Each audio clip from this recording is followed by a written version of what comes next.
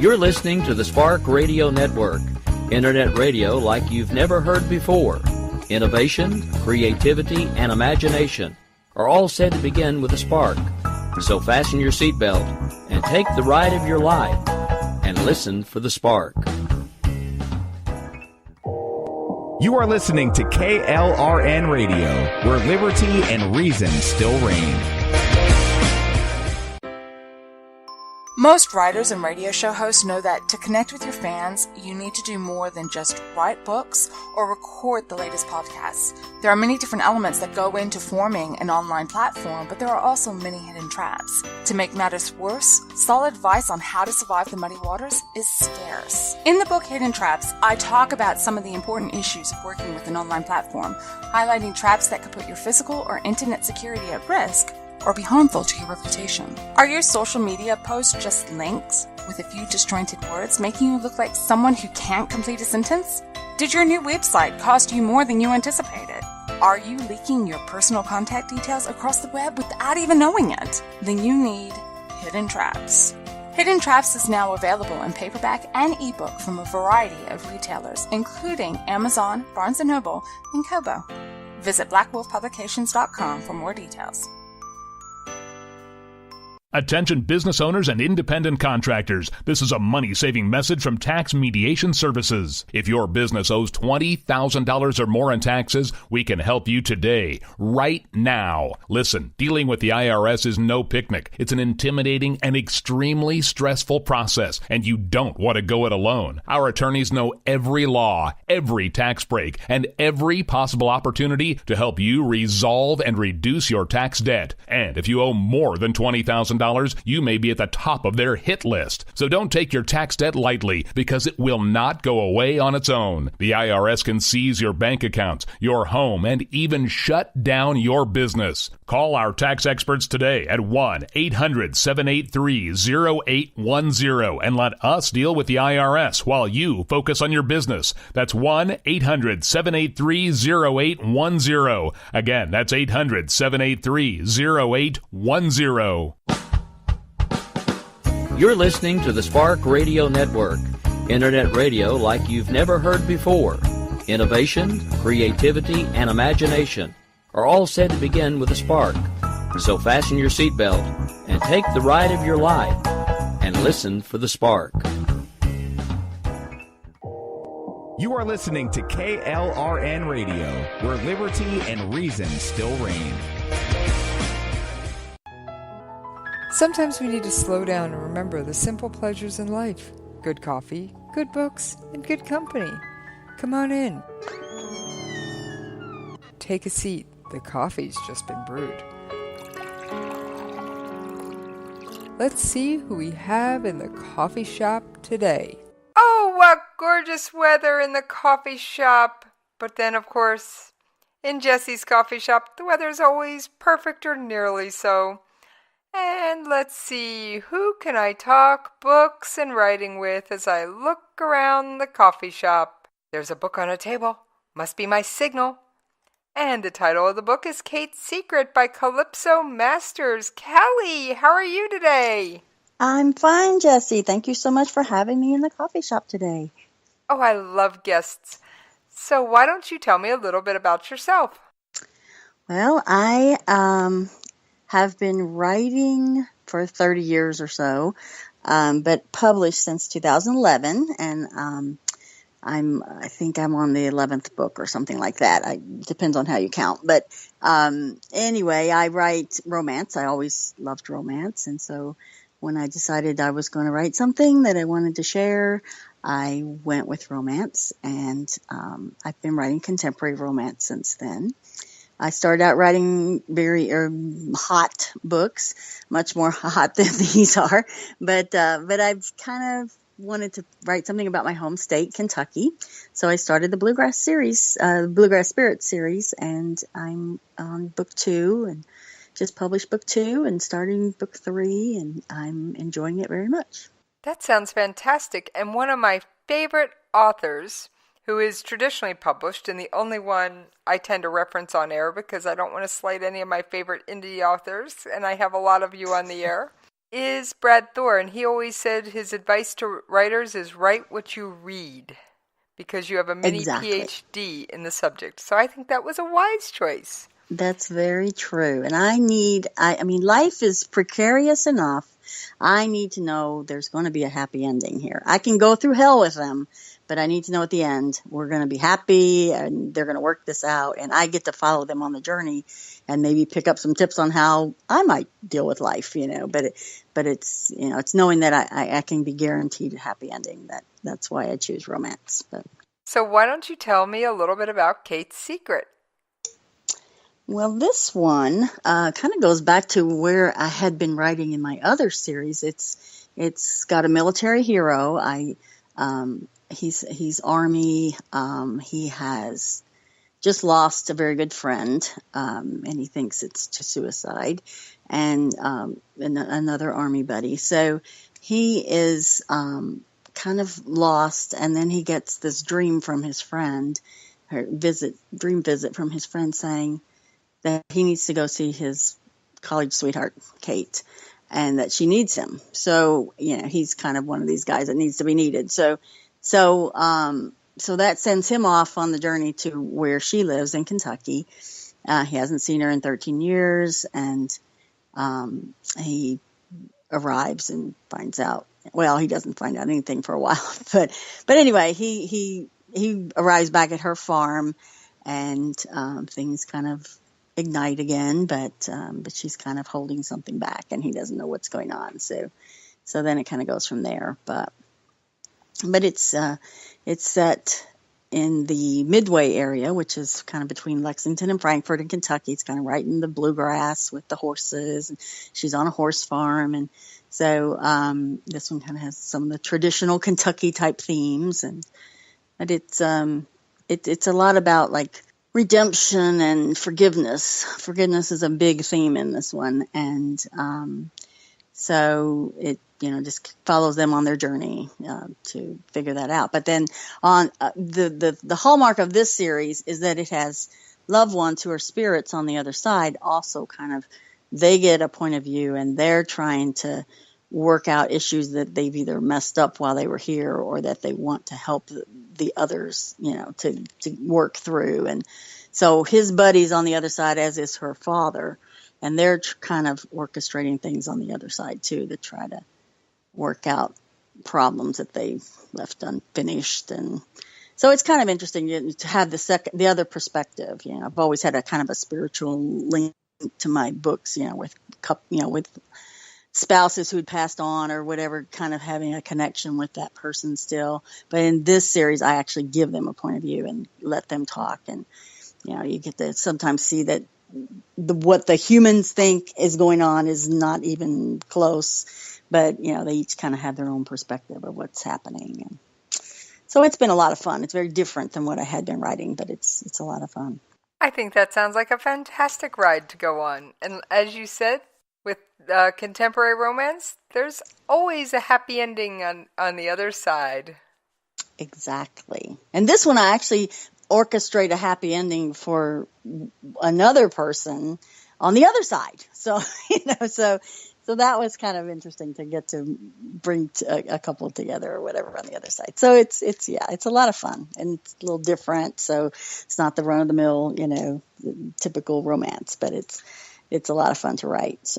So did you do a lot of research into veteran suicide or into the military before you started writing your military-oriented characters?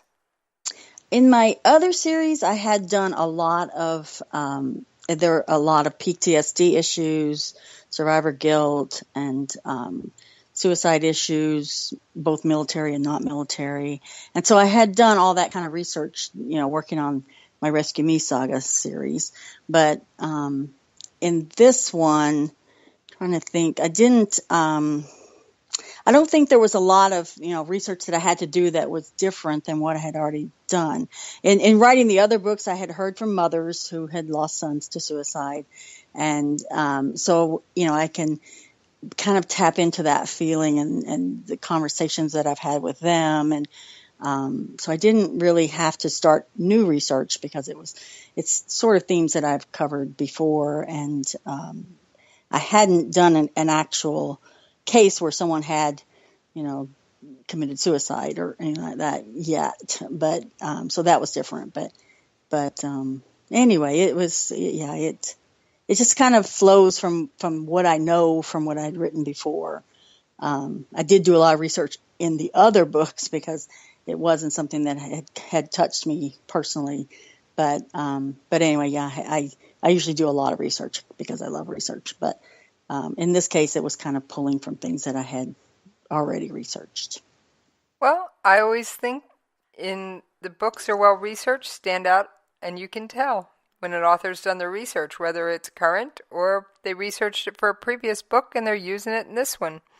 So I think it's great that you did take the time and you reached out to mothers of those who had lost and things like that to get the emotional side, because that's not something you get out of a news article. Exactly. And if you're writing romance, if you don't have the emotion, then you're not writing romance. So, you have to touch people in their hearts. They have to laugh and cry and scream along with the characters, and so, and I've heard from enough people to hear that that's what they're doing when they read this book. So, I know that I have touched them, which is good because you never know when you're writing it. I can sit here and bawl all I want, but if I don't know how the reader's going to react. But anyway, it's kind of good to know that they do. They do have that response to it. So, once again, I think it's great. So, when you were approaching publication with this book, did you hire an editor, go through beta readers? How did you get your manuscript ready for that big moment of publication?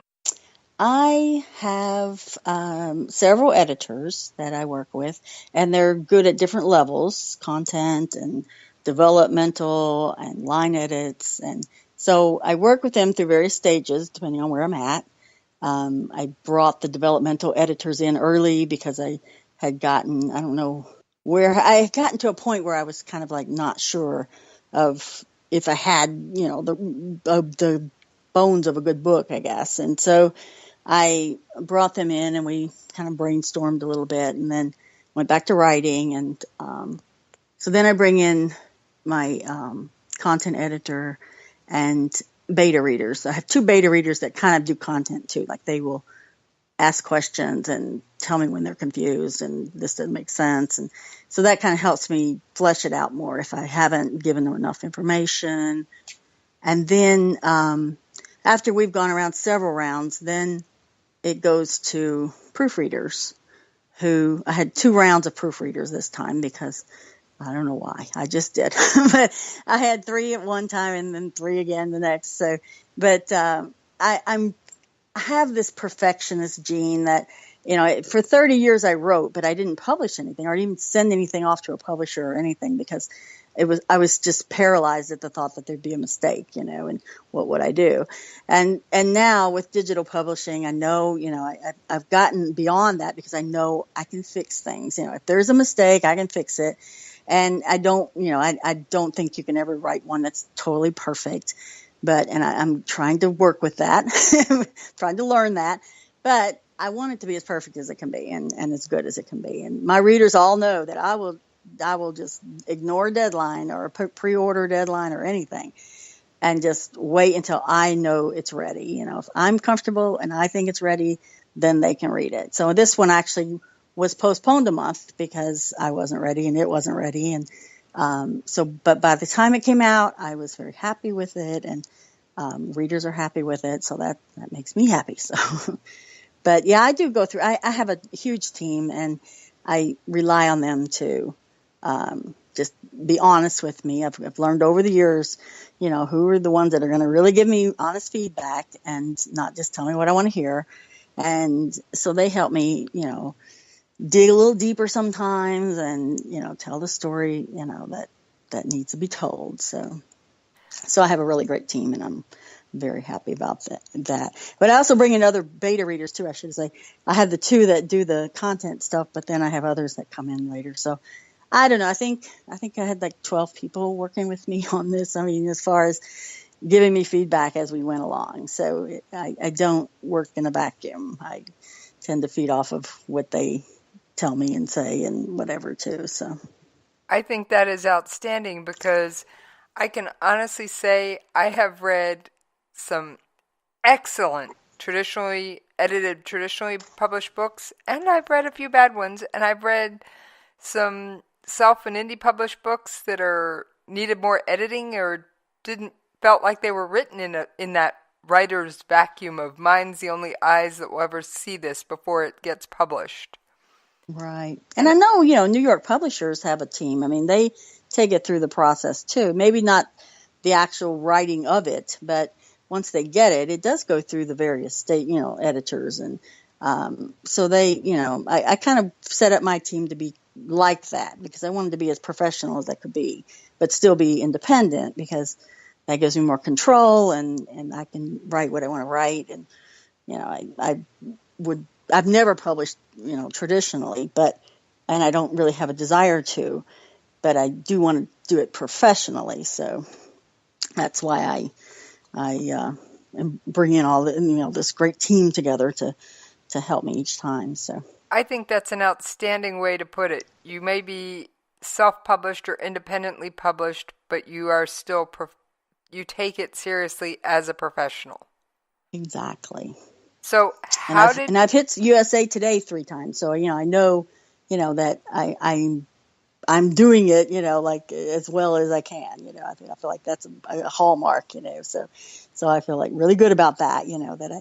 That these books are loved by readers, and that's the main thing. Because I wrote for 30 years without letting anybody see it, but now being able to get feedback and hearing what people thought of it it just kind of feeds your soul, so it's kind of nice. So. You have hit the USA Today book list 3 times? Yes, I have. Well, with my other series, yeah. I'd like to say congratulations. Thank you. Thank you. Yeah, it was, the first time it hit was like a week after, I think it was like a week after my grandson was born. And it was like, oh my gosh, it's like a great month. I got a grandson and now I'm on the USA Today list the first time, but that was back in 2012. So, but I had only been published a year. So I was blown away. I wasn't even looking at the list. Bella Andre actually tweeted me and told me that I had made the list because I didn't even notice. I wasn't even looking, to expect to be on the list. So that was very exciting. That's outstanding. Now, the old adage is don't judge a book by its cover, but everybody does. Exactly. So how do you get such fantastic covers? I have awesome artists. That one was done by Linda Kuhlman. She actually doesn't do anybody else's covers but mine, but she was a friend of mine, actually. And the first year when I started indie publishing, I had no money. And I was like, if I make any money, I will pay you for this. But if I don't make money, then I'll pay you out of my first paycheck when I go back to a real job. So it was kind of like that. I had a year to prove myself. And so she did some covers for me, and they were like amazing. I was like, you're so good, but she's always done really great covers. I had a couple done by another great artist too. So I've had really good luck with artists. But it is, you definitely have to have that cover pop, in tiny little thumbprint size when people are scrolling through Amazon or Barnes & Noble or wherever.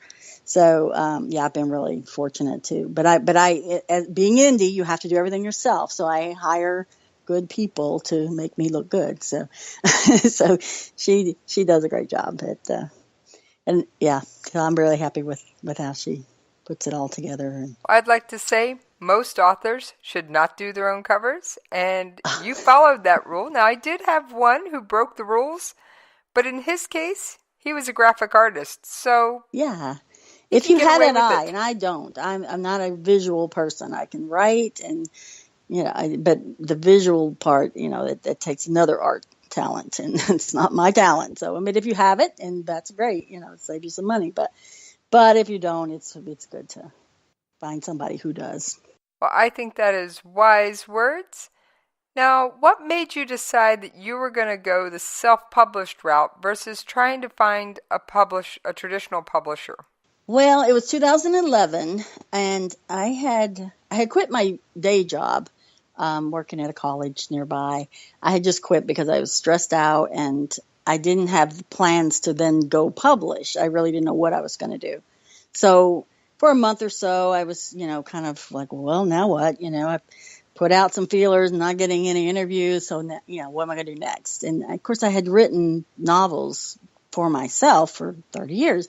And so I thought, well, I'm going to maybe get back into my writers group and see what's going on. And maybe I'll, publish. Or, at the time, I planned on like a small press. I didn't think I would hit New York, but I thought, well, I have friends who have small presses. I can just see if one of them will publish something, And so I went to a meeting and met Donna McDonald, who's another writer. And she had just, maybe in a month or two before that, she had just started self-publishing and was saying how amazing it was, to get your book out fast and to get it to people, and I thought, well, this might work, because my husband had given me basically a year to see if I could publish, get anything published or, make a living at this basically. And then it was back to a day job somewhere. So you can't, in a year, you're not going to get a New York published book, because maybe 2 years, but I didn't have time. So I thought, well, then I'm going to do it the way, she and then some others that I met since then were doing it. And I thought, well, I'm going to give it a shot. And if it doesn't work, but this way, if I make any money, I get the money. It doesn't go to the publisher, who takes a big chunk. And since when they said that you have to do the marketing, whether you go with New York or you don't, you're going to market your book yourself.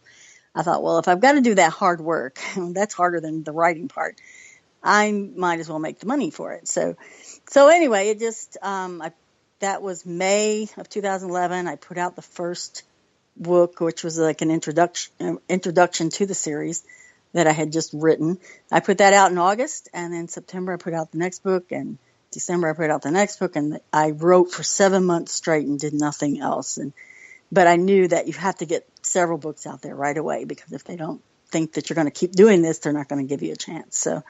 So, and by the following January, I was making 5 figures a month selling 3 books.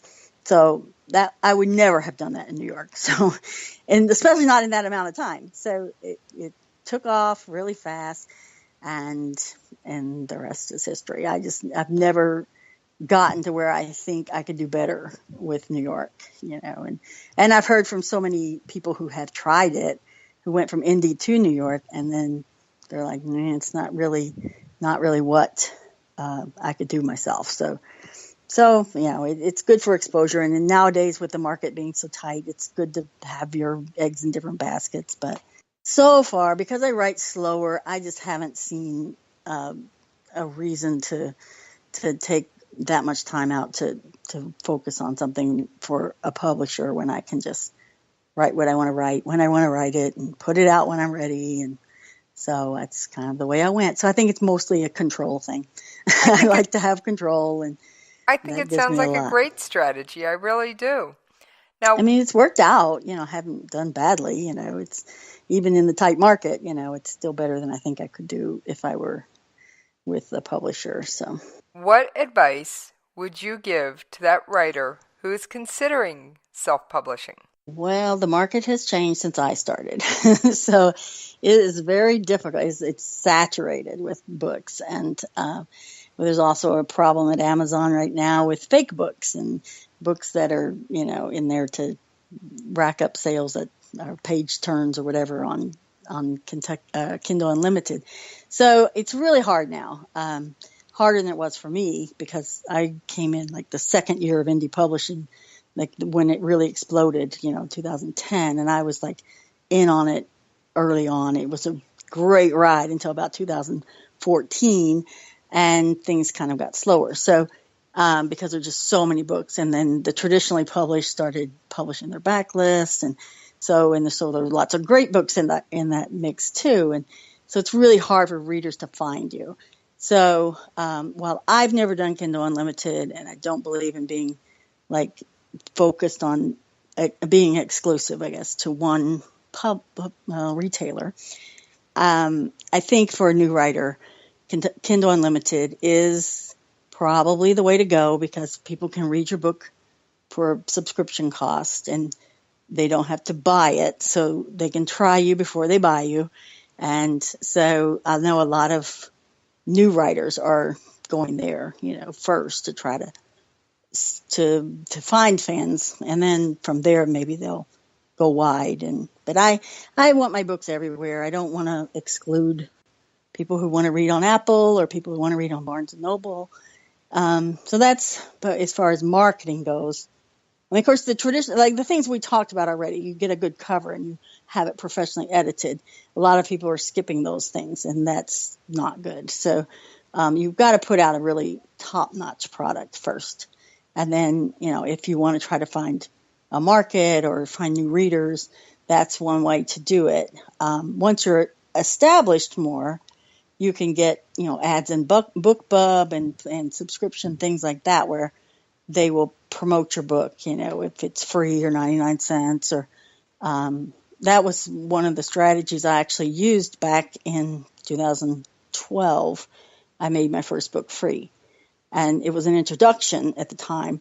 So, but it left them hanging on 3 different character storylines. And so then they wanted to go get the other books, And then the next year I made book 2 free for like a short time on a BookBub ad. And that was my best month ever. And I only had 2 other books they could buy at the time, but they did. So, finding marketing places that will send out information, or send out your book to people to buy or whatever, that is another good way. Anything that you can do to get exposure is good. When I started out, all I had to do was go on Facebook and talk. And not talk about my books, because it's, you don't want to buy my book all the time. I just went and talked about the characters, or I talked about the process or the journey, and or my family and my life, and people, interacted and followed and were interested, and so that made it so much easier than today, when you actually have to put out ads and market and all that stuff, which I'm not particularly good at. I don't really like to do. So, you have to find people who do and have them put your book out there. And so it's, like I say, it's harder than, I really lucked out that it was just so easy to do in the beginning, but it's trickier now, because you have to wade through a lot more books, to get yours to come up on top and let someone notice. So. You made several excellent points, packed with information. Well, and I say good luck to them. If you have a passion to write, just write. Like I say, I wrote for a long time, and I never, wrote with the idea that I was going to be a bestseller or anything like that. It's just, I wrote what I wanted to write. And I tend to write books that have healing, and I figured they're going to get into the hands of the people that need to read them, either organically or they're, whatever. Somebody will tell them, you need to read this book.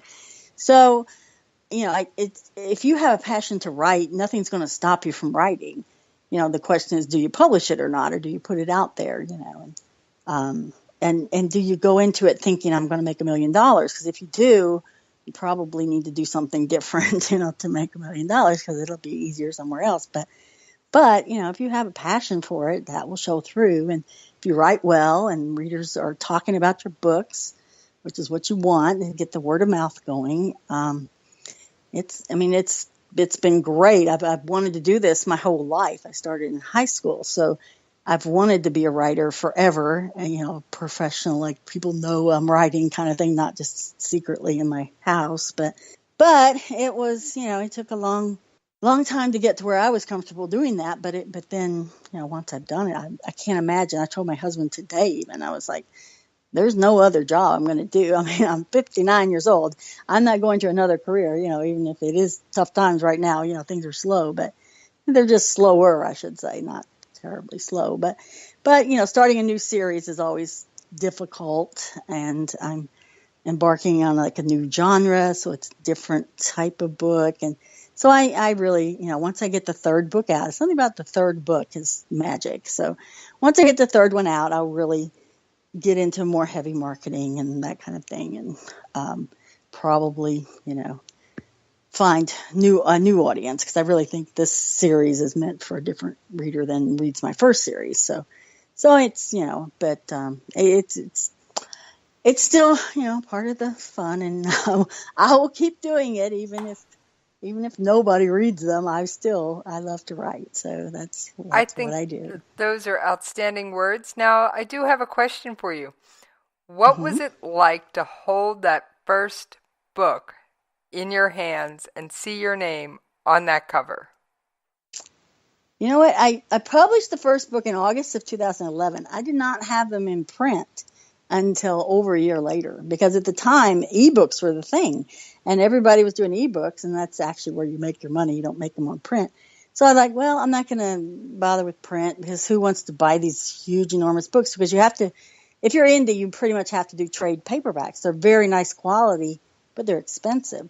So people would have to pay, $13 to $20 for a paperback, and I didn't think I would pay that much. So I thought, well, who would pay that for these books? Then readers kept saying, we want them in paperback for our shelves, because we reread them and we want to have them up there, with all our other favorite books. And so it was like December the following year that I actually put the first two, I think, out in print. And it's really cool. It's a really neat experience, because it is like you've birthed this baby. I mean, I know the ebook is really great, and it makes me money, but it's like the print book is so awesome just to hold and to see. And readers will come up to me and go, I didn't know it was that big, because in the ebook, they just keep turning the pages, and I write really long books. So when they get, when they see them in print, they're just like, oh my gosh, it's so heavy and big. But anyway, yeah, it's really neat. You open the book and you smell it, and, all those things you do, but it was pretty exciting. I actually did my first signing with books, because usually I just come and hand out postcards or whatever. So I was like, I set it up for New York City. I had it in a hotel. I had readers come from 5 different states to get the books, like a week before Christmas.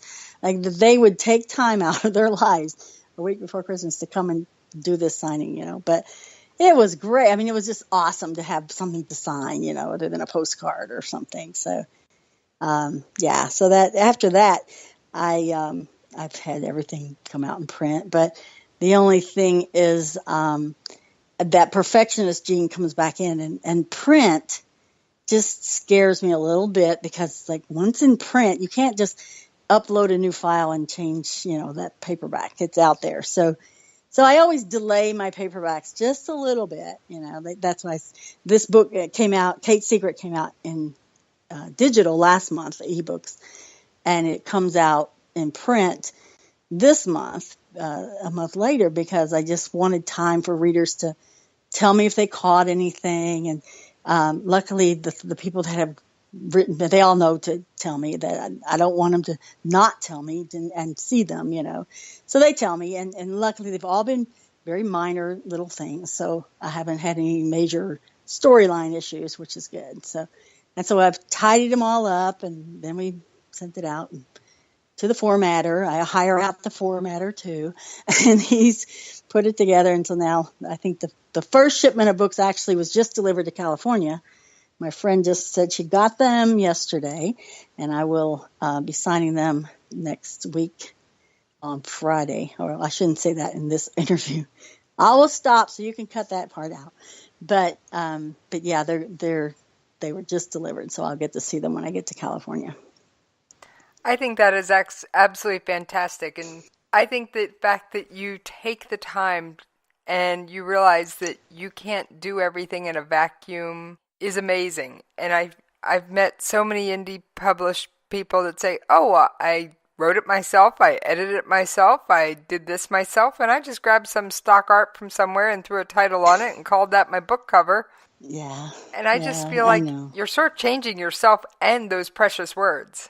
Yeah. It's, and that it reflects, on the book, too. And when they see, if they read it and it's really bad, I mean, if it hasn't been edited well, if it's not proofed and there's, 20 errors in the first 2 pages, and, that they're not going to come back and look for you again, So if you put out a really good product and it's professional and it's as good as anything they could have bought anywhere else, they're going to, start looking for you. They're going to start following you on different, social media or at BookBub or Amazon or wherever they shop. And they're going to come back and look again. Like, they'll see, she's got a new book. Then let me go check it out. Even when I wrote a new series that wasn't what they were used to, a lot of readers are like, you always put out a good book. I don't care what you write. I'm going to get it. So they, they'll transition. They'll follow you anywhere if you've proven to them that they're going to get a quality product and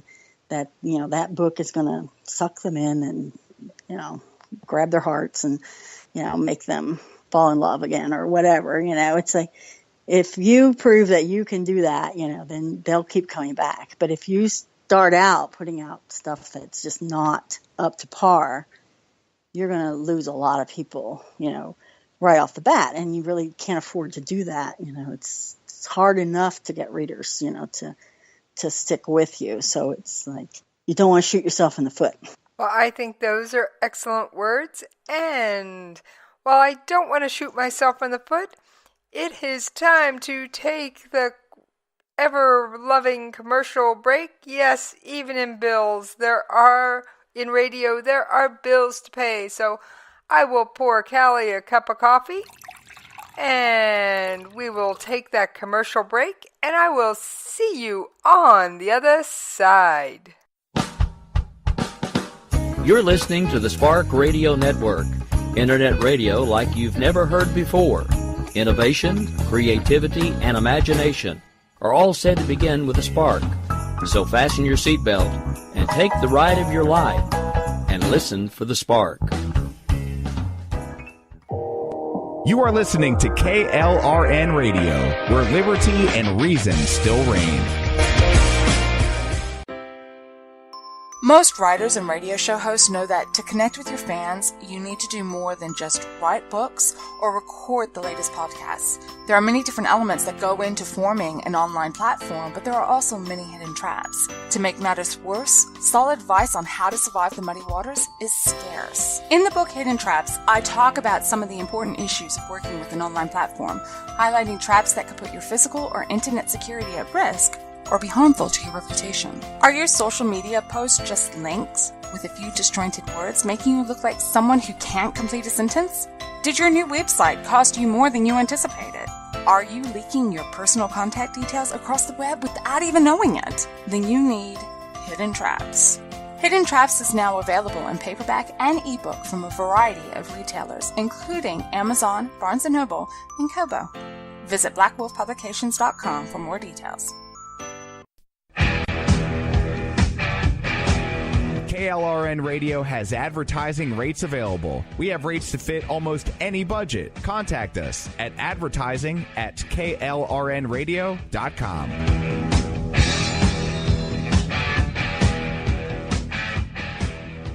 Attention business owners and independent contractors. This is a money-saving message from Tax Mediation Services. If your business owes $20,000 or more in taxes, we can help you today, right now. Listen, dealing with the IRS is no picnic. It's an intimidating and extremely stressful process, and you don't want to go it alone. Our attorneys know every law, every tax break, and every possible opportunity to help you resolve and reduce your tax debt. And if you owe more than $20,000, you may be at the top of their hit list. So don't take your tax debt lightly, because it will not go away on its own. The IRS can seize your bank accounts, your home, and even shut down your business. Call our tax experts today at 1-800-783-0810 and let us deal with the IRS while you focus on your business. That's 1-800-783-0810. Again, that's 800-783-0810. Sometimes writers feel lost, unsure why a passage may not be working. It takes another set of eyes to help us nurture our writing into full maturity. At Black Wolf Editorial Services, we strive to enable writers to develop and grow, offering manuscript critiques and line edits through a mentoring editorial style. We also offer assistance on generating a writer's bio for your websites. Black Wolf Editorial Services, nurturing your writing into maturity. For a full list of services, visit blackwolfeditorial.com. I thank y'all for hanging in there with us while we paid those radio station bills. And I will refresh my coffee. And yes, Callie is still with us. Now, Callie, what is your favorite coffee shop treat? I like any kind of baked good that I shouldn't have, being diabetic, but cinnamon rolls or scones. I don't care. I love herbal tea, so I might have scones and tea or something like that. But yeah, anything is bad for me is good. So Sounds great. Always got to sneak that question in somewhere. Now that we've gotten coffee shop treats out of the way, how do you come up with the plots that appear in these books? I mean, you've written so many and so many diverse ones. How do you develop your plot? Are you one of those outliners, or are you a pantser, or how do you do it? I am 100% pantser. I rarely write down anything. In the saga, I actually made it a saga because I knew I wasn't going to tie everything up at the end of a book and things would have to be resolved later. And I didn't know what I would need to resolve later until it came up later. So I kept myself, if I called it a saga, I could kind of keep it open-ended. And even though they get happy endings at the end of each book, I knew that I could bring up, issues and just plunk them back into the next book or a later book and, not have any problems. But I don't write linearly. I just write whatever is on my brain at the time. If the characters are, having a dialogue in my head, I write that, and then I try to figure out about where in the book this would go. So I have done nothing with an outline or any kind of plot. I've never written a synopsis because I never had to submit it to an agent or a publisher, and that's about the only reason I can imagine you would write one. But I know plotters would write one, but it's not something I need or do. So I just basically I just write whatever I'm seeing and feeling, and then put it in either Word or Scrivener, whichever program I'm using, and just start fleshing it out and asking questions and trying to figure out where to go from here or how did I get to here, and can write before and after. And in my head, it all eventually comes out like it's one long story or movie or something. And it just flows, and I know kind of what I need to address this before that. And I have really good editors who will tell me too that, I feel like we need, to find out how did he get to here? There's like a big gap here, like something happened that, we need to show the readers how that change of thought or mindset came about. And so they help me to fill in places where, it might be okay, clear in my head, but not to the reader. So that's another thing I use, while we go through several stages of edits, is that they can help me to find places where I need to explain why did this happen, and to go back and fill it in or explain it or give a reason or cause for something. But I'm going to do something different this month because I'm making plans to do a trilogy. That's going to be a romantic suspense.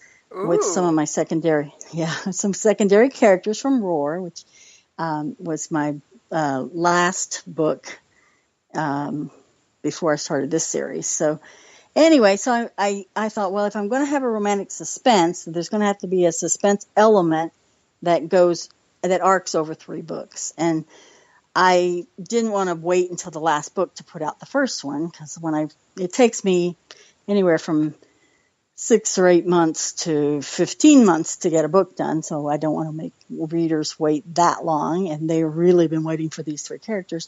So I thought, well, I will just sit down with some friends out in California. One's a writer and one's a reader of both mine and hers, and that she's really good at brainstorming and plotting. And so I thought, well, I'm going to plot the suspense part of it, which will involve Afghanistan and going in and, dealing with the Taliban and all this. And so I've kind of set it up some in Roar, but I'll flesh it out there. But I thought I don't plot the romance because that just has to flow naturally for me. But the suspense, like how much of it is going to happen in this book and what happens next, that carries it over, so that the suspense element won't be resolved until the end of the 3rd book.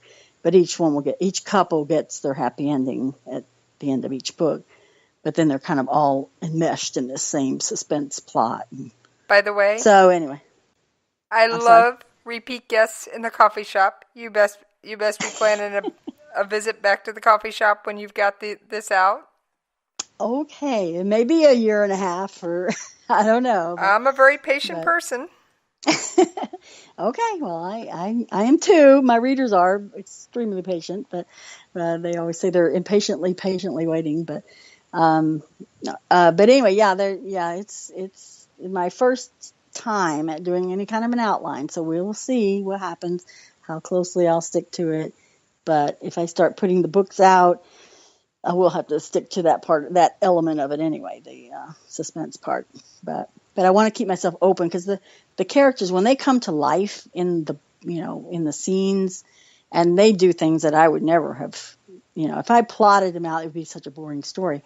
But I let them just kind of come to life and do what they want to do. And sometimes it's not, easy stuff, and it's not things that I could just, write my way out of. So I have to really struggle to get through whatever they come up with. But it makes for a better story. So, and it's obviously more realistic because it's what they came up with. So, I do have voices in my head, and they do come to life, and then I'm one of those crazy writers, but it's, makes for a really good story, I think, to let them kind of take over and do what they want. So I let the romance go where it's going to go, wherever, and good and bad. I don't have perfect characters who figure things out. Sometimes they make really big decisions, and, they have to deal with that, and I had a lot of that in Kate's Secret, where she had made some really, really dumb decisions, and, now they've got to figure out, where to go from there. But and then some readers have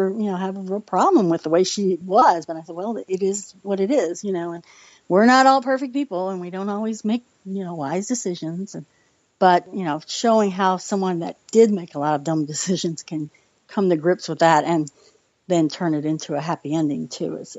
I think that's kind of an empowering thing too for people that do make mistakes and aren't perfect. And I don't know a human being that is perfect. Exactly. Thank you very much. Yeah.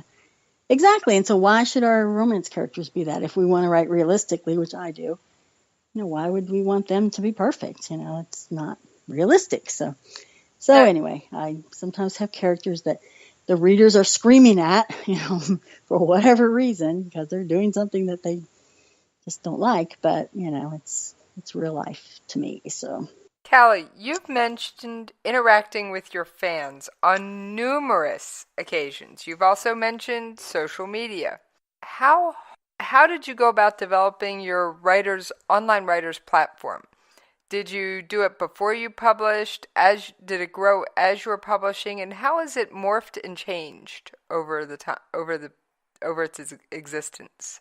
Okay, I started out strictly Facebook. I think I had a Twitter account, which I used a little bit, but Facebook in 2011, Kallypso was born in May 2011, and I think by the time my first book came out, I had 695 friends, and 200 were readers or were writer friends.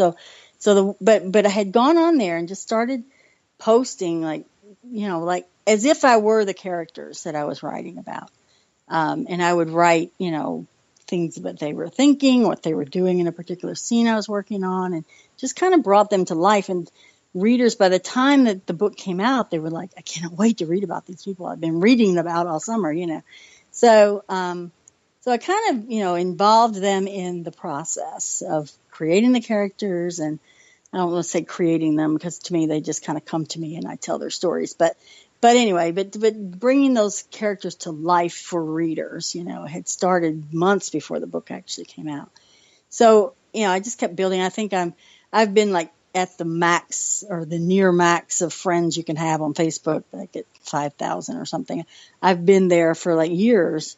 I never like totally max out, because then they'll stop letting people friend me. But anyway, it's just kind of like I've had a lot of friends there and followers now, but I didn't have a website, I didn't have an author page, I didn't have any of the other kind of marketing type things. It was strictly a profile page on Facebook, and I would talk with them.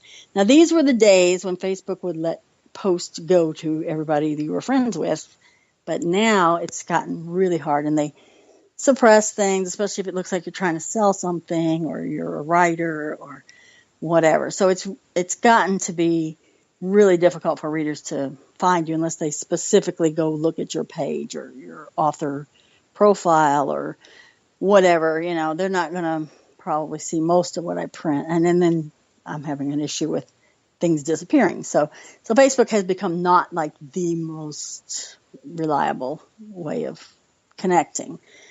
And I'm also an extroverted writer, which is unusual, but I love to meet readers. And so I started, I think the first one I did was 2012, which was probably within the first year of when I was writing. I started going to conventions or conferences to meet readers. And when there wasn't one, if I was just traveling, I would just post on Facebook, I am in whatever city, I'm having dinner with whoever wants to show up. And people would come and we would just talk about books for the evening. I did these in Tennessee, and I don't want to start naming places, but anywhere I would just happen to be traveling, I would just post and people would show up. And so we call those dinners with Callie. And so I've, over the years, since 2012, I have had some kind of event, either a signing or a conference or some meeting with readers in 30 states, or the 30th one actually will be in Oregon in a couple of weeks. Wow, wait a minute here. I thought you said you were no good at marketing. You seem to have found your niche. But see, I don't know that sells me a lot of books because these people already bought them. It's just I want to sit with them and talk about them and what do they think of them. I can do that online, but it's just meeting the readers and talking with them and hearing their stories and how my stories impacted them. And, it's just, we feed off each other, but being an extrovert, I feed off of whatever, but it's just, I just love it. So then it's morphed into where I have an annual Kallypso Con, which I move around the country to places. I'm trying to hit all 50 states. So I moved to different states and have it in different places. The next one will be next year in Salt Lake City, and just did one in Canada. So I'm actually starting on the provinces now. But I have a lot of readers. Internationally, I had 4 people from Australia come to that one. So amazing. So yeah, it just. I don't know, just kind of feeds my soul or something. But getting together with them, and then I usually bring in a very small group of author friends, and usually it's people I know and who write well and do it professionally and all of those good things. But I like to bring them in, and some of them are bigger stars than I am, and some are not quite as far along as I am. And we kind of, all like might be 6 or 7 or 10, 11. At the most I've ever had is 11 authors, so it's very small. But I get to introduce them to the readers that come, and just kind of help each other build our fan base. And I have authors all the time who are like, please invite me back, and it's really hard because it's like I have such a small number. It's like I need to get different authors at each each one, so I can't have the same authors at each time I do a theme or whatever. But anyway, so I do any kind of thing where I can like connect with readers is great. And that actually next, let's see, and let me pause here a minute. I keep mentioning like next week or 2 weeks, but that's going to be past. Month and year. Okay, we'll say in September 2017, I am doing a sightseeing tour of Southern California, and I will take readers to the places that I've written about. In my early books. And then I do these every 2 years. I've done one in Colorado. I did one in Southern California before. And then in 2019, I want to do one in Kentucky. And that will be for the Jesse's Hideout and Kate's Secret, the Bluegrass Spirits series. And I'll take them to places that I write about in that series. And I do a lot of spotlighting Kentucky in that series, favorite restaurants and foods. And in the previous book, I even had a recipe section, which had lots of family recipes because the woman was running a bed and breakfast, and I just had her making all these dishes that were very popular in that area. The house on that cover, the previous book, is one that it was in my dad's hometown, and he always said Jesse James used to hide out there. And so I wrote this whole book called Jesse's Hideout, and she's got a bed and breakfast called Jesse's Hideout Bed and Breakfast. And so, but I love these little tours, and I love doing my Kallypso Con and anything, even just the dinners, with 10 people show up, or I've had some where one person showed up, but it doesn't matter. It's just, we have really good conversation and just talk about the books, not just my books, but books that they're reading. And so I really have a really strong connection with my readers. I know for some authors that's like scary, like they're introverted and just getting out in public, and talking to readers or other writers even, it's kind of scary. But I'm really lucky that, that's just, I love to do that. Probably too much because it takes up like most of my income goes to going back out and meeting readers, but that is what I love to do, and I love to travel. So I've mixed them together and do both. But all right, well, that brings up another interesting debate I've been having offline with a few writer friends. Now, as everyone who's listened to Jesse's Coffee Shop before knows, I'm not a writer. I'm a reader. That's okay. We love readers. But how do you handle if you get a negative review on Amazon or a negative review on fill in the blank? How do you handle that? Is that something you just accept and move on, or how do you handle that? Do you reply to it? In the beginning, I probably replied more than I should, but and I don't know. I've learned over the years, and it does take some time, I guess, but I've learned over the years that not everyone is going to love every book. Even if they're fans of all my other books, they're not going to love, the new ones or whatever.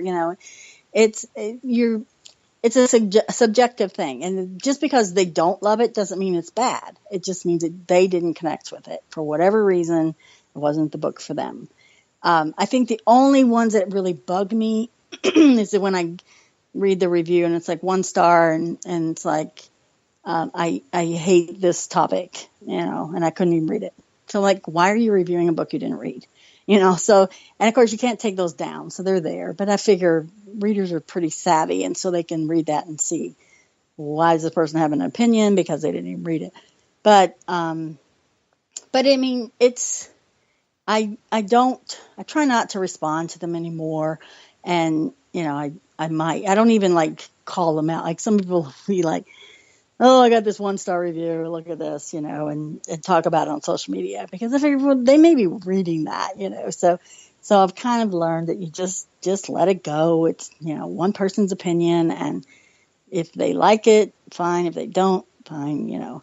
I do read them because, you just can't keep yourself from reading them. I will say I did stop reading Goodreads because their reviews, it was like they could review a book that's not even out yet. So I had like, a 1 star on a book that still hasn't been written, but, I finally got that taken down, but it was, it's just kind of like, okay, I guess that my big issue is don't review a book you didn't read, if you don't like the topic. And also I guess I would say too, just because, if you did read it and the topic wasn't what you believe or your cup of tea or whatever, review the writing, and how it affected you or whatever, or didn't affect you. But, don't make it personal to the author or, make it personal that, that you're trashing them because they write such things or whatever, because, you should review the book, for itself and, I think that, or your response. I think that is excellent feedback for both writers and readers. Now, but I love reviews. I love them good, bad, and ugly. But if someone is cared enough that they've read the book and they have an opinion or they want to share their thoughts about it, then I love that they will review it. And it may not be a 5 star or a 4 star. It could be a 2 or a 3, and I read those just as well. And sometimes I get feedback in those that, either helps me to understand why that book didn't connect with them, or might even, open my eyes to something that I didn't see, but we love when readers will take the time to leave a review. And so many of them are so afraid that they don't know how to write a review.